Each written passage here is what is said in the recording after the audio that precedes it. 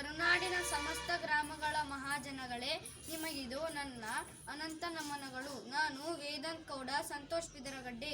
ಇಂದು ತಮ್ಮಲ್ಲಿ ಅತ್ಯಂತ ಮಹತ್ವದ ಭಿನ್ನಯಗೈಯುತ್ತಿದ್ದೇನೆ.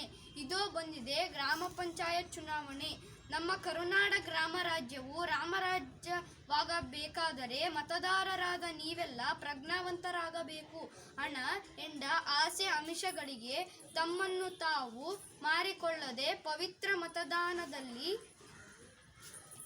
ಅತ್ಯಂತ ಎಚ್ಚರದಿಂದ ಯೋಗ್ಯ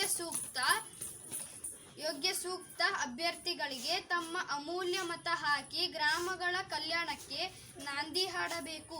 ಪ್ರಜ್ಞಾವಂತ ಮತದಾರ ಬಂಧುಗಳೇ, ಇದೇ ಡಿಸೆಂಬರ್ 22 ಮತ್ತು 27ರಂದು ರಾಜ್ಯದಲ್ಲಿ ನಡೆಯಲಿರುವ 2 ಹಂತದ ಗ್ರಾಮಗಳ ಪಂಚಾಯತ್ ಚುನಾವಣೆ ತಪ್ಪದೇ ಕಡ್ಡಾಯವಾಗಿ ಮತದಾನ ಮಾಡಿ. ಗ್ರಾಮಗಳ ಉದ್ಧಾರವೇ ದೇಶದ ಪ್ರಗತಿಯ ಸಂಕೇತ. ತಪ್ಪದೇ ಮತದಾನ ಮಾಡಿ. ಜೈ ಹಿಂದ್, ಜೈ ಕರ್ನಾಟಕ ಮಾತೆ.